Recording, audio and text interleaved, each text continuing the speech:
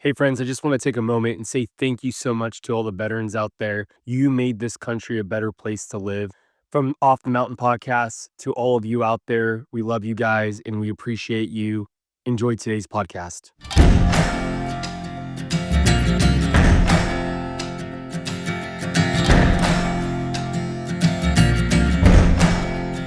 You gotta find your people, the ones that make you feel alright, the kind you wanna stay up with all night. You gotta find your people, the ones that make you feel whole. They won't leave your side when you lose control. The ones that don't let you lose your soul. Hey everybody, I hope you guys are having a great week. This is Josh Vietti. I'm here with Nicole Dickey, Pastor Ron Vietti, Vince Sierra, and we are the Off the Mountain crew. And we're with you this week once again. Today we're going to talk about emotions, shall I say? Anger? Things. Okay. We talk about things on this podcast. So we never commit to a topic, but that's our goal, to get into that. But for as usual, we're going to start with whatever my dad's been Googling. So go for it, Dad. What I've been Googling. Well, it's Googling articles. First of all, how was your weekend? Oh, mine was great. We just came from our women's retreat, and it was solid. Where was it at? We were in Valencia, California. We had 300 women at the Hyatt up there, and we got to hear from some great speakers, including Debbie Vietti, and it was a rich weekend. It was really good. You know what, Debbie Vietti, I got to redeem myself. I just said earlier today, I've had a couple ladies go, we need to tell you to get off your couch. And I go, what? What are you talking about? I guess my daughter made a comment that her and her husband walk every day, and my wife, that's what she wants to do. But I go to the gym every morning and work my tail off, and I come home so tired. The last thing I want to do is go for a walk. And then my office is at home, so I get to redeem myself. And I do spend 8 hours in my quote-unquote office daily, maybe more. And I'm running the church in Vegas, and I'm writing letters to people, and I'm planning I have business meetings I'm preparing. I want to do a health class over there. Vince asked me to do a prophecy here, so I'm looking up current events. And, of course, I work on sermons because I'm speaking at different places and social media, and I'm doing all this stuff. And then at night, my wife and I, and she said, I watch Gunsmoke. She likes Gunsmoke better than me. Yeah, she mentioned that. And so we do watch quite a bit of TV at night because I'm too tired to work. But I just want to clarify things. My home is my office that I spend 8 hours in a day. And I don't sit on the couch because it hurts my back, but I do have a chair. And I actually write handwritten letters to people. Yep. Sometimes. And so anyway, I want to redeem myself. You don't have to tell me to get off my couch. I'm going hunting. I'm going hunting twice this week, so now I get a chance to redeem myself. But what I wanted to start out with was an article I read, and it was 34 nice things people did for me that I've never forgotten. Now, I've done sermons before that little things sometimes have big results. And I'll just paraphrase 2 or 3 of these in this article.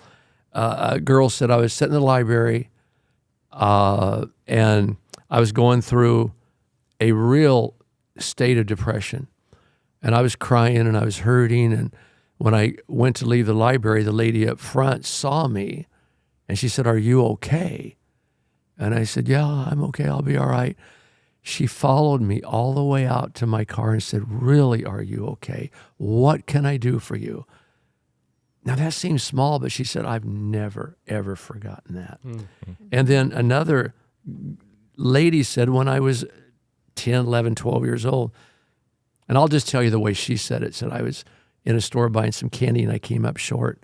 She said some bad biker was behind me, looked mean as could be. He paid for all my candy. And she ended up by saying, I just hope he's doing well today.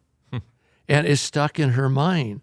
A new teen at a school, and we ought to teach our kids this, which I passed it on to a lot of young people in the last few years, but said I was new to a school, I knew nobody, and some young person came over and said, do you want to hang out with me at lunch, and hang out with me? And said that person ended up being a good friend, but said just the fact that they They felt bad that I was alone. And I know little things, sometimes they can be huge things.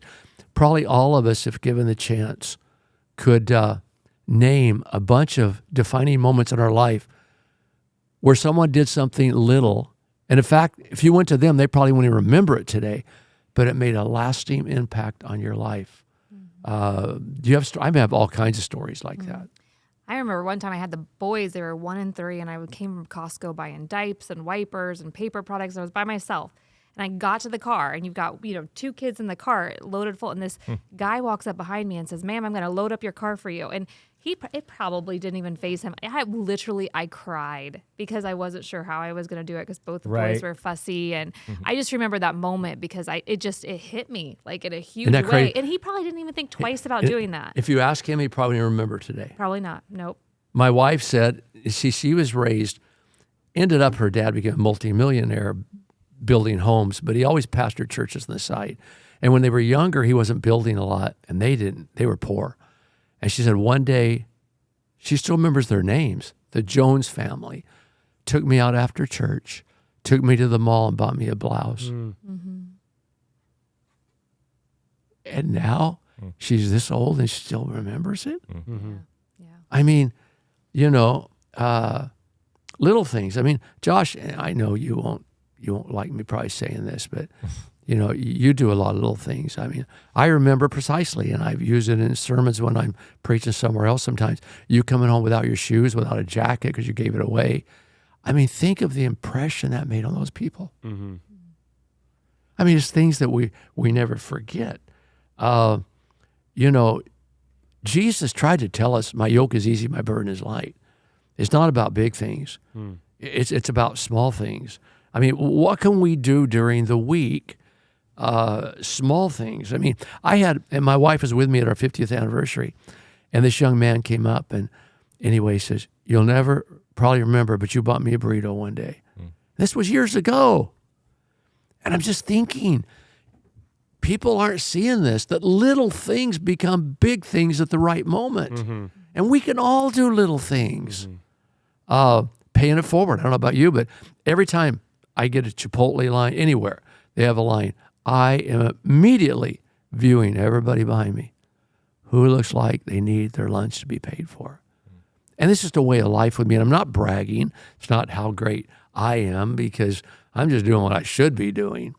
But I'm always, every day, every week. People that go out of their way to do little things, it always shows me that they have the capability to do really big things, not only in life, but in the kingdom of God. There's a guy at the church. I won't name him because I don't, there's a lot of people that do a lot of little things at the church, but I mean, this guy goes out of his way to do all these little things all the time. I mean, if there's an event going on, he's there. If there's setup, he's there. And I'm just like, man, he does not have to be here. He's not a paid employee. But he is all over that place. And I just think, This is the same guy that's got cancer right now? No, but that guy That's is another also one. equal. Yeah, there's a guy that has cancer. He just refuses to stop showing up because of what God's done in his life. So it's just the capacity. When people are willing to do little things, I feel like their capacity is so high to do bigger things. And then even spiritually speaking, Yeah. Lord says, who's faithful in doing small things, I'll give him bigger. Yeah. There's a lot of criticism right now of the church as a whole, and some of it's legitimate, some of it's very legitimate. But one of the beautiful things about church is it's like family. Like you show up every Sunday, and it's like you see the same people, all these volunteers, all these people that this is part of their life. This is a big part of their life, And of course, we are the church, right? Like that's the truth, like the people of the church. But showing up together in the gathering is so important because it's like, it's like a family meal, It's like something you look forward to every week. It's like, I'm going to see Esteban. I'm going to see, all these different people like every single week. And it's just so cool.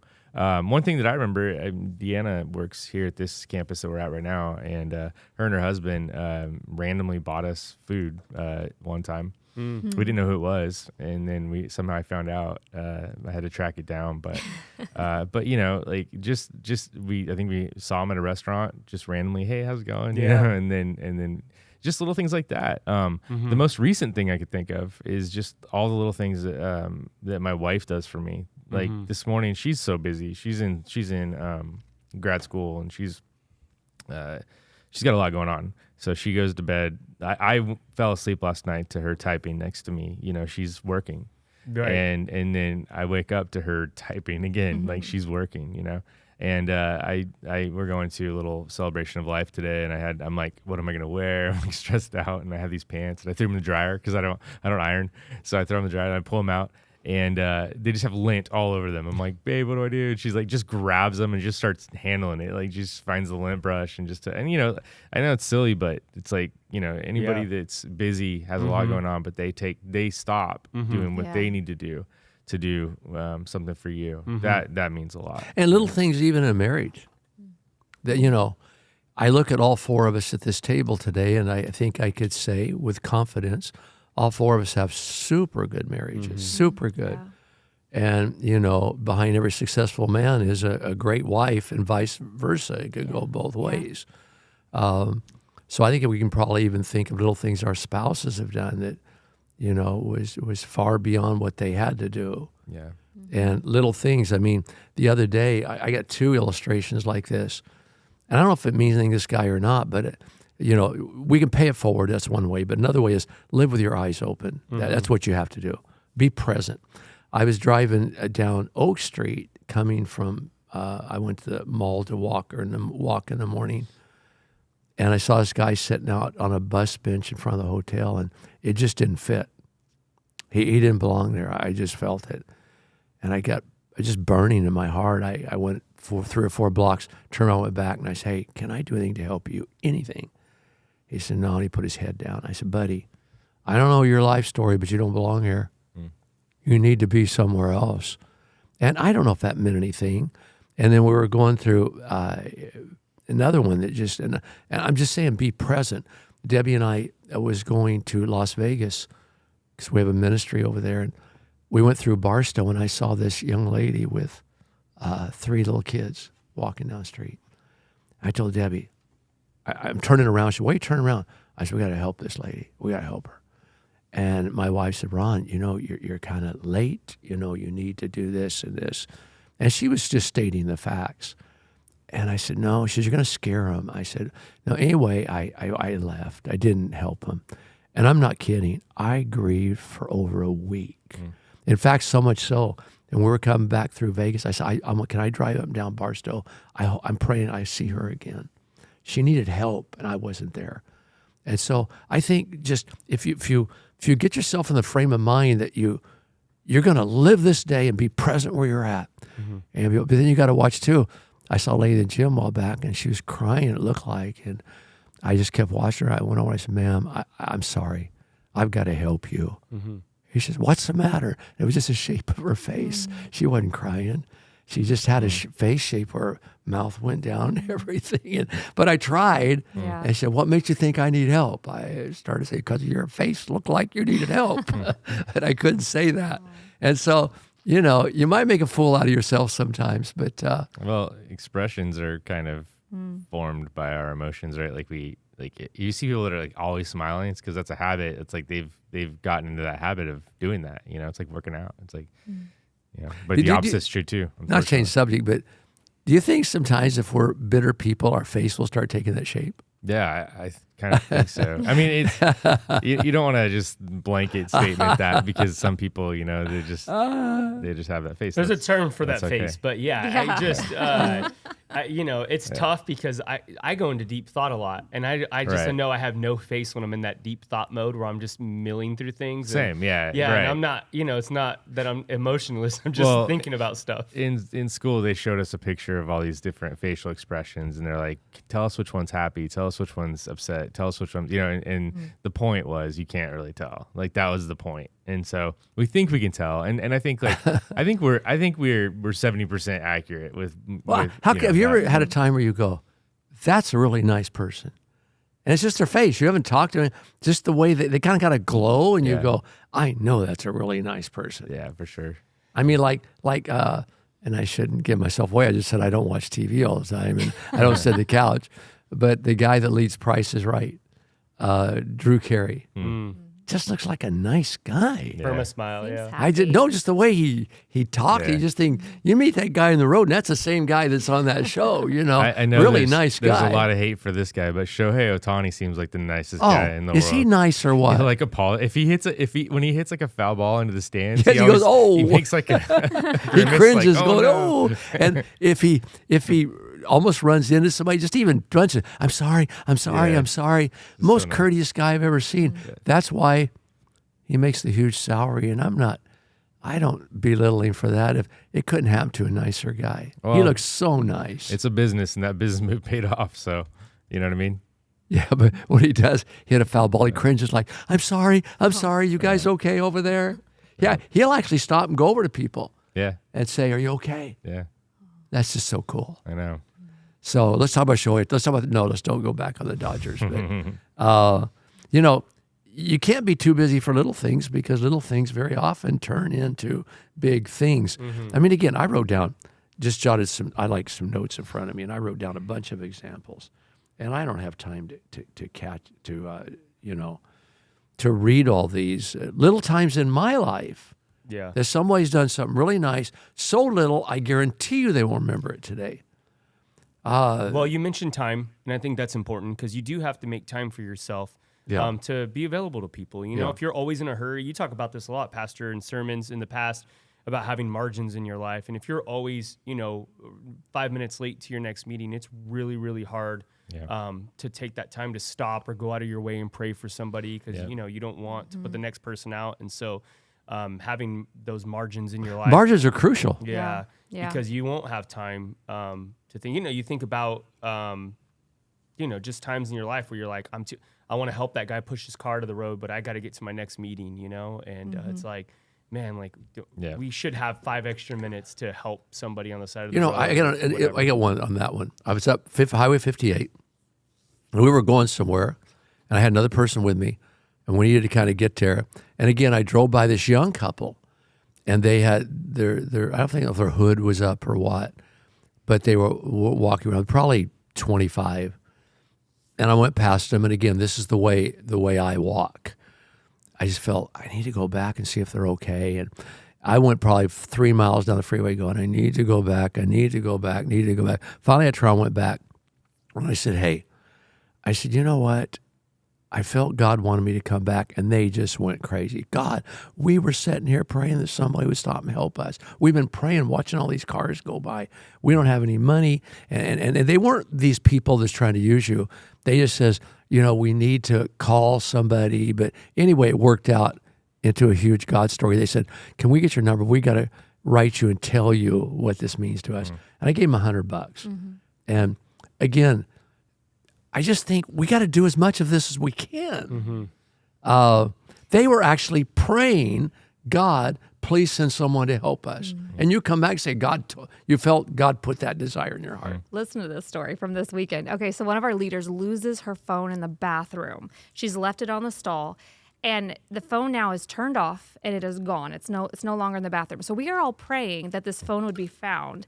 We go back into the bathroom again, and there is this girl who's kind of scantily dressed, smells of alcohol, and there's like 4 of our girls from the retreat praying over this girl. And they are having this like really strong prayer time and ministry time in the bathroom. Well, so much so that we had bracelets for this weekend that were marking like the blood of Jesus. And they've given one to this girl. She's wearing it on her wrist. All this happens over the next 30 minutes. Well, we get a call from the front desk 45 minutes later that this phone has been turned in. So we go down, and these same people who are looking for this phone, they had walked into the bathroom with seeing this girl being prayed over, and they knew we were part of the same group. So when we walked down to the front desk to say, who turned in this phone? It was the girl in the bathroom. Oh my gosh. She had the phone on her the whole time. So as we're walking in there going, have any of you seen this phone? She has it on You're her. kidding. And she says, no, of course not. But after these girls have Prayed spent for all her. this time ministering to her, she goes to the front desk. She's convicted and turns it in. And she was Molly going to take it. Absolutely. Wow. But I mean, those are those things. Wow. These girls had no idea what they were doing. Wow. They were just being obedient to the Lord, and all these answered prayers of finding this phone. I mean, it's crazy. That's crazy. Isn't that crazy? Well, we had a similar one with the rings yesterday. Oh, Remember? yeah. Yep. You want to tell it? I mean, that lady was desperate. She lost her rings. Those look like pretty expensive rings. Right, yes. A lady came backstage and said, hey, there were some rings that were turned in to the hub and we didn't want to leave them at the hub because they looked expensive. And so Steve took them, and took them backstage, and we're all walking out together at the end of the service, like 30 minutes after, and this lady comes up and she starts talking to Pastor Ron, and they're kind of small talk, and she's like, "Hey, by chance, did somebody find some?" But she looked worried. She looked really super fretting, worried. man. Yeah. Like that's why my I thought rings. she wanted prayer, and you even said that to her. You kind of said, "I thought you needed prayer for something," Yeah. or and she said, "I lost these rings," and we're like, "Oh, somebody turned them in," and she was just like, "No." Like she just could not believe that anybody would turn them in, because she had left them out on the counter when she washed her hands, and it was just a crazy moment. And that's why I love our church is like, you could literally leave gold out on the counter. could. And somebody is like, "Hey, we're going to turn this stuff in." Except for two people I wouldn't trust. No, I'm kidding. I was like, wait, what? Thousands of people, Except for two people. So there's those two. There's always those two. That's fun. So anyway, how do we do this? I would encourage you, those of you who are blessed financially, pay it forward. Try to do that at least once a week. Pay it forward. Live with your eyes open and be present. And here's the thing too, and I got to say this. When you go to help somebody, like I helped an old couple, old elderly, but I stopped and helped them. They were having car trouble, and I said, "Really, I'm not going to be much help because I don't know how to fix my own car, but I can do something for you." But don't preach to people when you help them. That's so important. Don't I'm going to help you, and now, have you ever accepted the Lord as your Savior? That's not the time and place for it, I don't think. I know that's weird coming from me, but you don't want to feel used. Like, okay, now I know why they did it. They stopped to try to help me, to put another notch on their Bible. I get it. Like I was in the gym last week, and this young man stopped and started talking to me. Really nice kid. And I go, how pleasant is this? That a young man would come and say, but he wanted to sell me something. He was a trainer, and he said, "You might want a trainer." And I go, that's what all this was about. And so, I mean, you can say things like, hey, I felt that God laid it on my heart. And you can at the end say, if you believe in prayer, can I say a prayer with you? That's okay. Yeah. But don't have an agenda when you're don't helping have an someone. agenda to help somebody. It's good. And that's a catch-22 with the church. And I want to say this. It's a real conundrum we get in.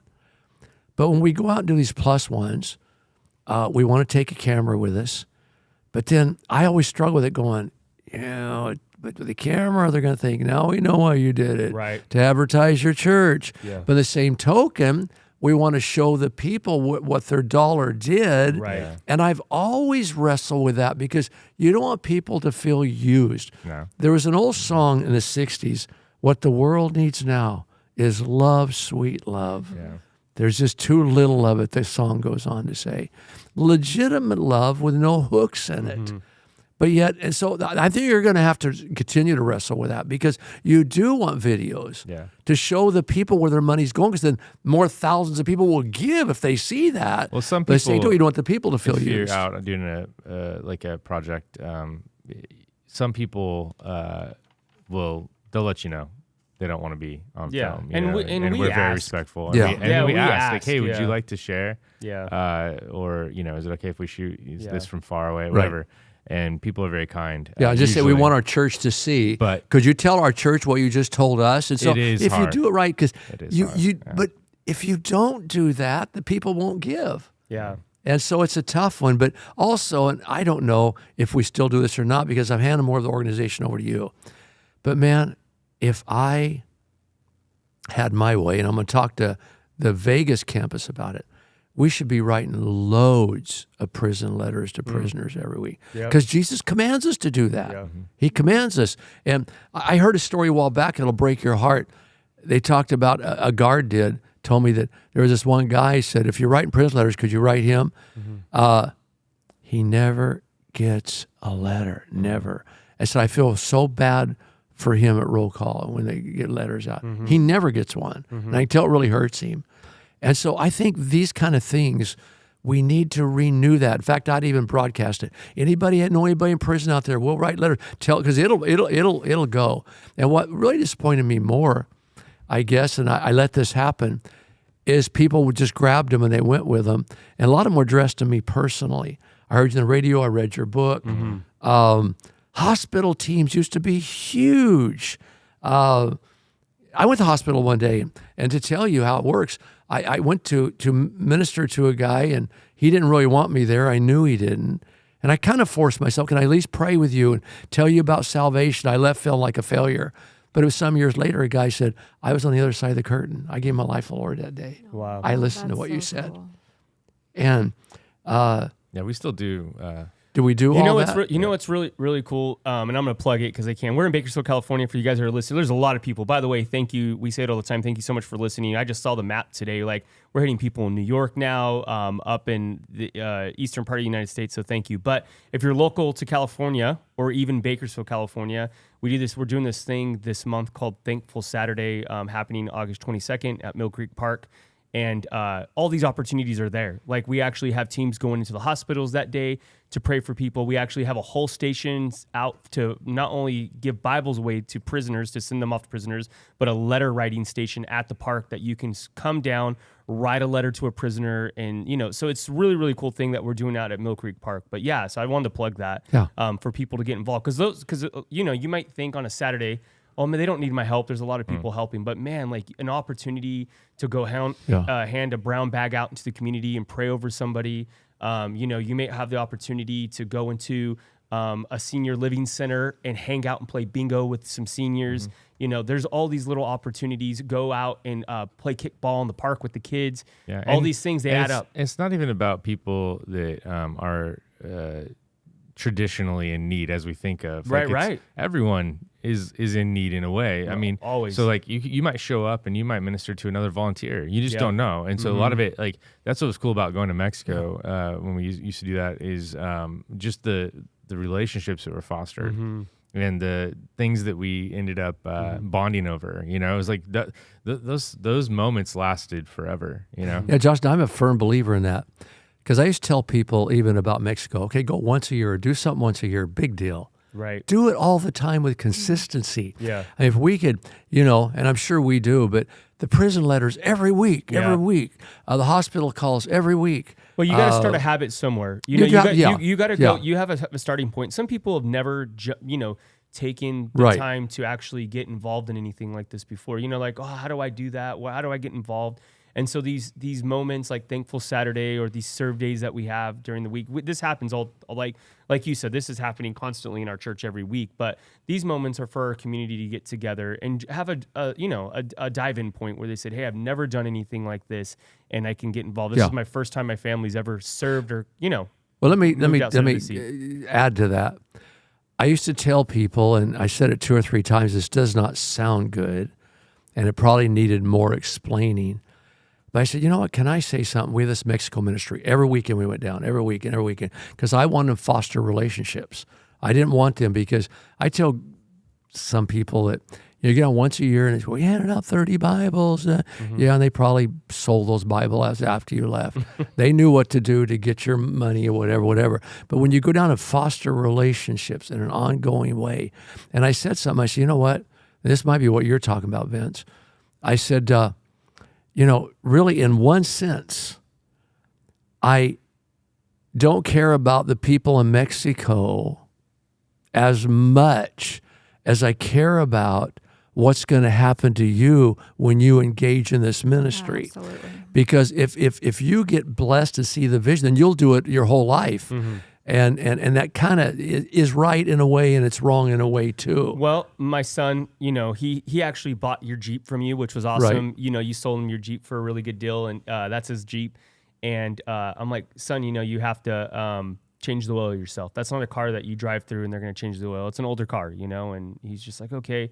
And so, I'm like, hey, make sure you get your oil changed. And he was never going to do it unless I sat down with him and showed him how to change the oil. Like, hey, here's the drain plug. You have to wait. You got to open up the cap. So I had to walk him through that process, and now he can change his own oil. Yes. But it's one of these things where you do have to give people jumping points into ministry. Like, hey, this is how you get involved. This is what it looks like. It needs to look, you always say, in order to know normal, you have to see normal. Right. And these should be normal things that are happening in our daily lives. Unfortunately, we're so busy. We're so heads down in our lives that we don't take the time to write the letters to the prisoners and have time to go to the hospital and all these things, and so these Saturdays are great opportunities, or just when your church has an opportunity or your local organization has the opportunity and they put one of these events, it's a great way to show your family, what it looks like to See, serve. I didn't know, because years ago, we did this all the time. Every week would be writing prison letters, and I even wrote them myself.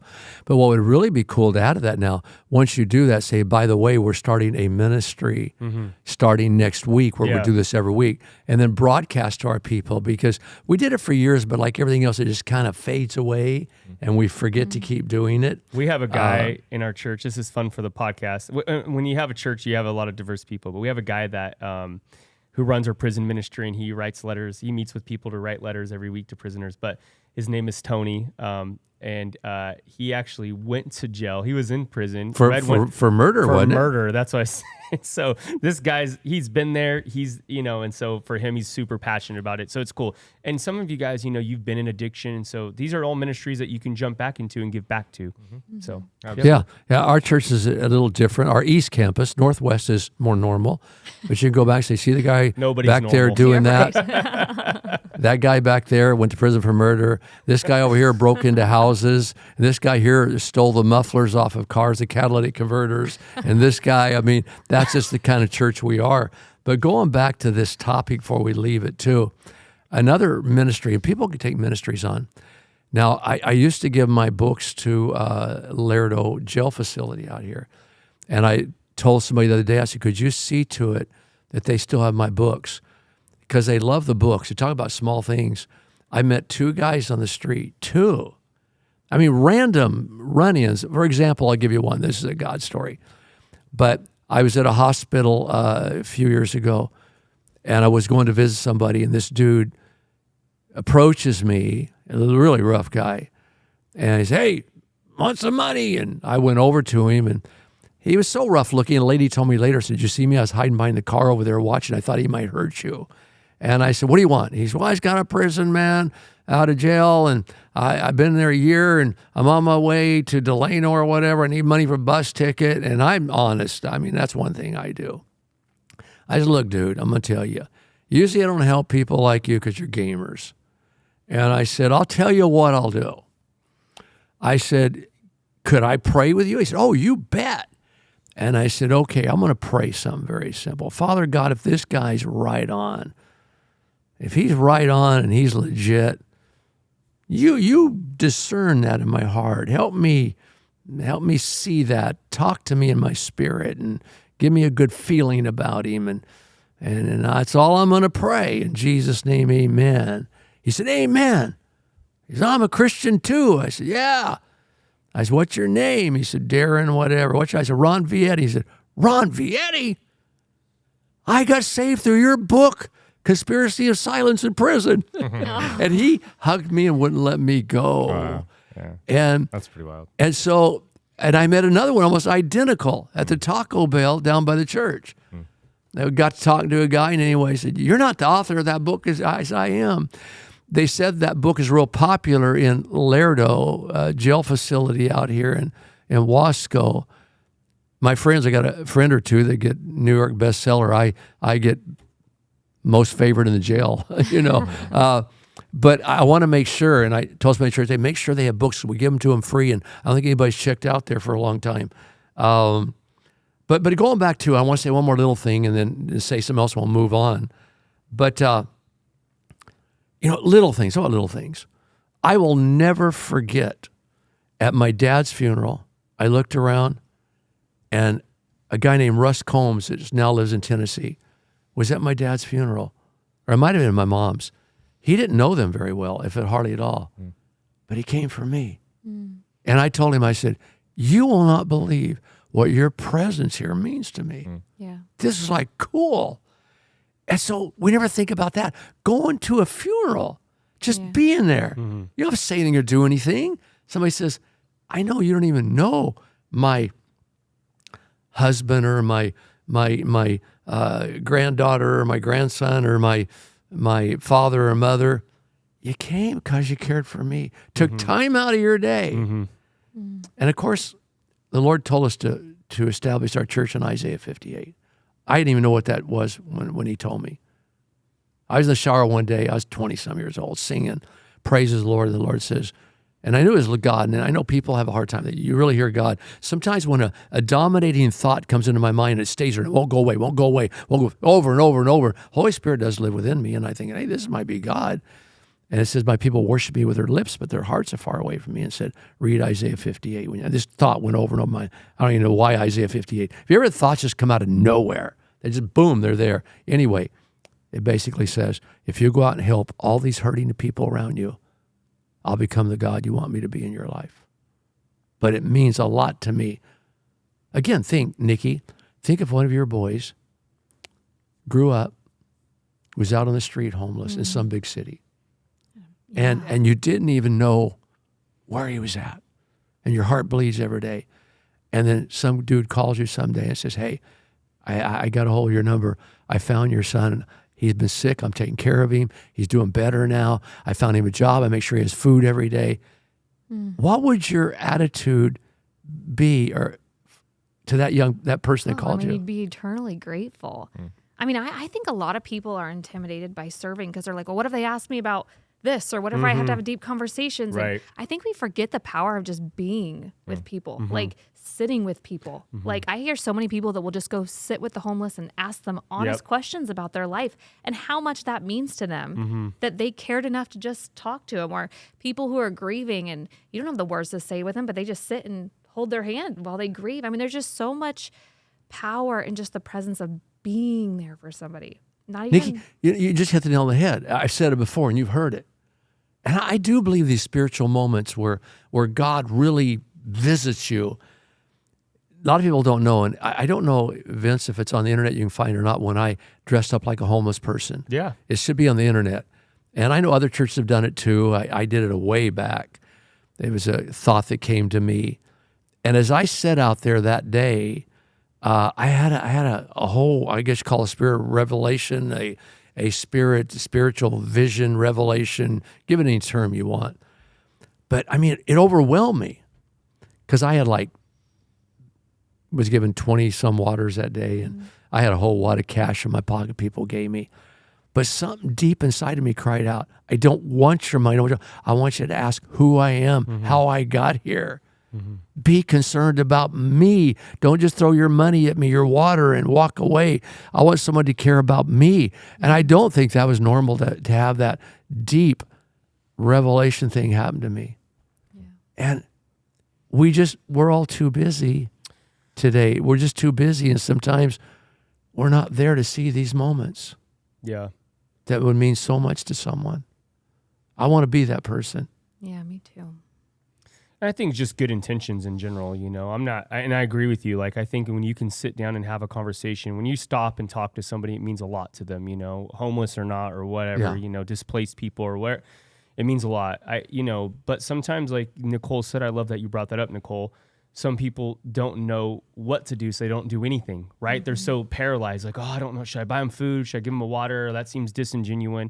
But whatever God puts on your heart, that's what you need to do, because I think that's important. Don't put a barrier in place of serving, because sometimes we put barriers up, like, oh, if I give them this meal, somebody's going to be upset because they said don't feed them, or whatever the case may be. And you got to do what God's calling you to do in that moment. That's good. And so that it might be something different every time. Maybe just something different. Maybe somebody needs that water.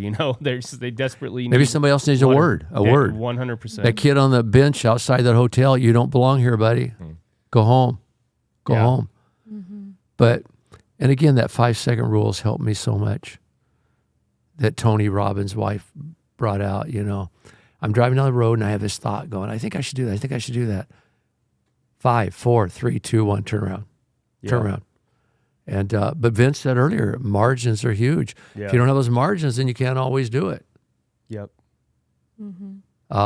Anyway, you want to go on the topic now, or do you want to say anything more about this? I mean, this is huge to me. This is it is. right down my alley. Yeah. Well, I just got through with a series on decisions. One decision can change somebody's life.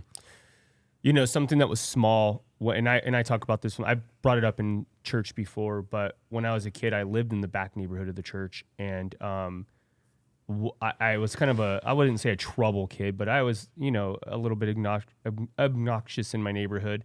I'd go around and, imagine me being a little bit loud in my neighborhood. But a lady from the church invited me to church.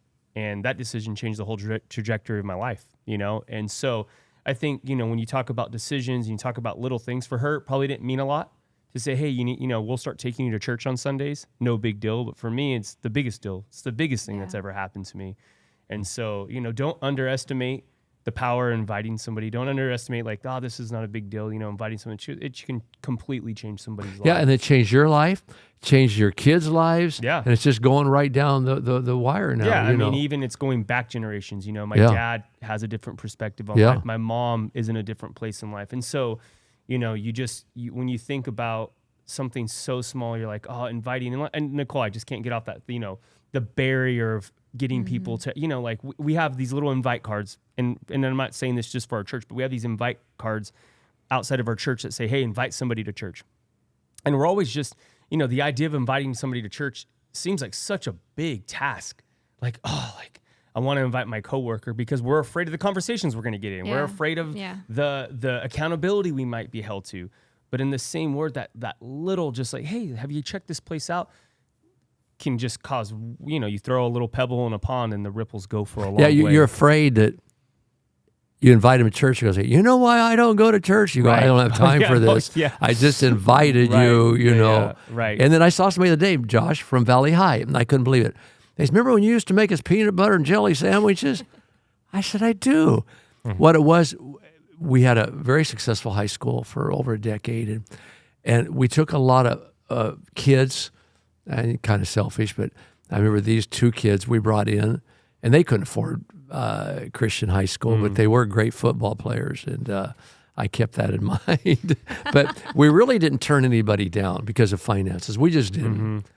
And I'd walk the campus some days, I did it almost every week, and I'd look at these kids and go, hey, Mercury, do you have lunch money?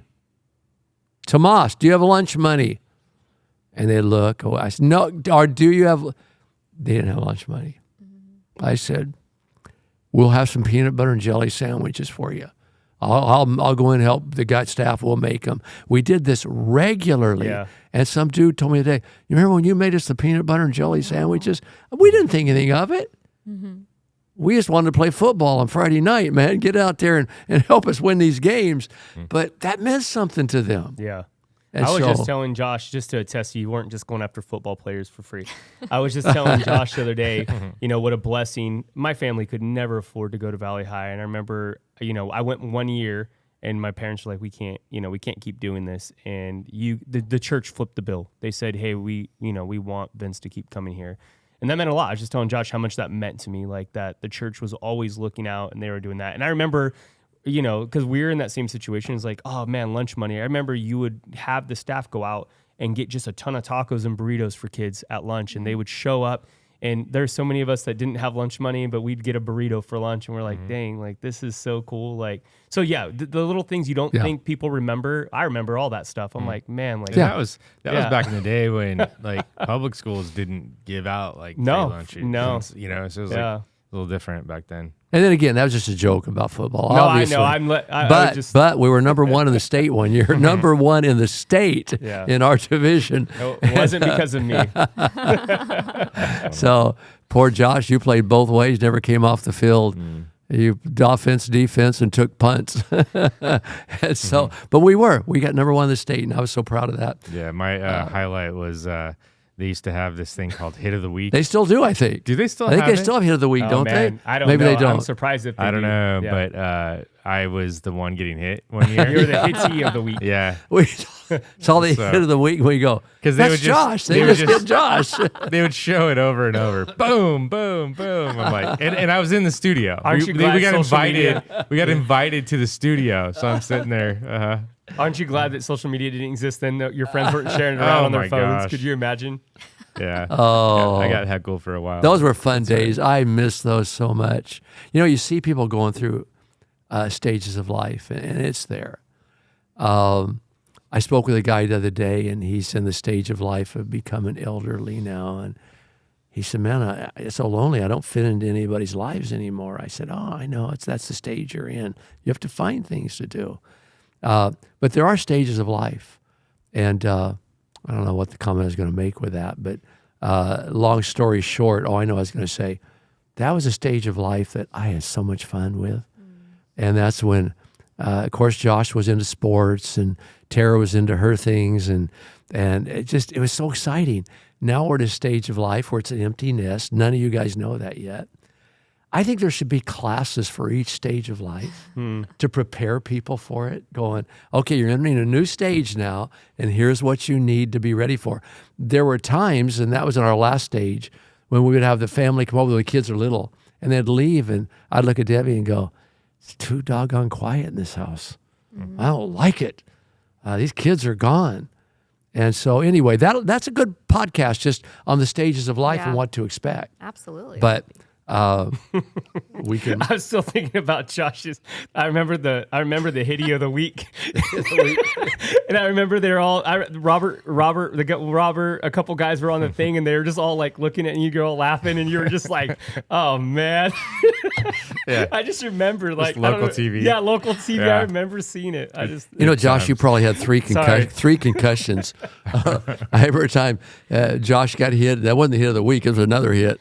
And I sat there. He took the kickoff, and I told Debbie, when should we go on the field? He's been laying there, and he's not moving for the last 20 seconds. When should we go out? Well, I was a punt returner, and I never did the fair catch thing. Oh man, I always thought I can can do outmaneuver it. this guy, and I got hit so many times.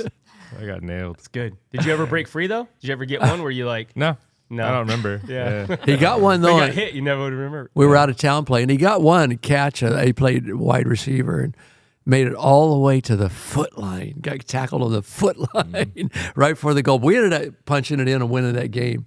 But just fun times, you guys. Take a lot of pictures, memories. If you have little kids, get off porn and all these stupid habits so you can live this life with those kids. That might be life-changing right there for somebody. Well, that's a stupid habit, but also other stupid habits are just posting. I was looking. We were going to talk about anger originally. I don't know if we're going to get into it now, but I was thinking about this idea of rage baiting, right? Yeah. And what is rage baiting? Oh yeah, or explain it. hot takes or whatever. Hot takes? Yeah, like that. So it's basically the idea of I'm gonna post something that I know is controversial, that's gonna get people to get mad and they're gonna argue. They do this on purpose so that you can get more engagement, right? Because we're if we're scrolling through, it's like, oh, that makes me mad, and then we're looking at I'm gonna look at the comments and we get involved in that stuff. And marketers have figured this out on a large scale and on a small scale. And so we literally live in a society that's designed to make us angry, designed to make us upset. And people are manipulating that or taking advantage Yeah, of they're it. taking advantage. Yeah, Yeah. rage And bait. at the end, it's it's engagement, and usually it's to sell something or influence something, and which is kind of the same thing, right? Well, I come up with these crazy ideas all the time. I was telling your mother yesterday. I said, you know what? I get a video. Look at this. I always tell these crazy videos. She says, that is hilarious. She'll laugh. I said, that is crazy. She said, Ron, you need to start making these videos. I said, why? Waste my time. She told me about some people she knows of. They're multimillionaires for making stupid videos. Oh yeah. So they live down there in a multi-million-dollar home. And I said, wait, what do they do for a living? That's what they do for a living. I said, what? Yeah. I have these ideas all the time. There are families, and Nicole probably knows this well, but there are families, and Vince too, that make an entire living by just showing what they do in their family. Gosh. It's like, oh, we're going to pick out our clothes. And my kids are sitting there watching. I'm like, what are you watching? Right? Stop. This So is weird. This is rotting your brain. Like, this is You're watching somebody else's life. live their lives. Yeah. Yeah. Yeah. And these terminology, I didn't know I never heard these terms that you just said. But, well, okay. I take the bait sometimes. So Vince always tells me, you got rage baited. Yep. KB Tyler, I got a business for us. If you can make that kind of money, I got the videos. I think of these crazy ideas. I mean, they're just in my mind all the time. And Debbie said, start videoing them. You just So need I'm going to AI. form a partnership with these guys. We're going to become multimillionaires off these videos. Just get AI and just tell the AI your video, and they'll pop it right out for you. Mm-hmm. Yep. So, well, I don't know if we want to go on the next subject or not because it's an hour long and we've already been on here close to an hour. Do we want to cut this one short today? I think we're or going to have to because I don't think we have a whole another hour in us. We didn't even get to our topic, but that's because we talk about things. That's right. Fair enough. Anything else you want to say? No, I guess next time I'll just say, hey man, I don't know what we're talking about today, and we'll go into that. But maybe next week we will get into it. We'll see. So maybe. I hope our audience got something out of this. Yeah. Go out there today, and again, you told me today, so why don't we talk about your series on decisions? Mm-hmm. And again, one decision can change your life. Yeah. You could go out today and make a decision to invest in some high-risk stock or something and be a multimillionaire next week or the next month or year or whatever. Mm-hmm. One decision. As I said yesterday, if you're a single person, ask somebody out for a date. That one decision can change your life, good or bad, either way. Right. But decisions, it doesn't matter where you're at in life today, you start making the right decisions and you can turn that life around. Mm-hmm. And so I guess that's it. I guess we'll just take off and go our way, and it's a short one today, and they don't have to all be an hour and 10 minutes long. So No, definitely not.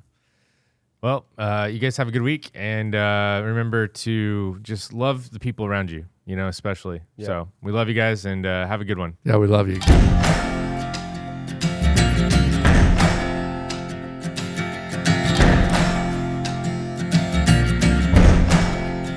You gotta find your people, the ones that make you feel alright, the kind you wanna stay up with all night. You gotta find your people, the ones that make you feel whole. They won't leave your side when you lose control.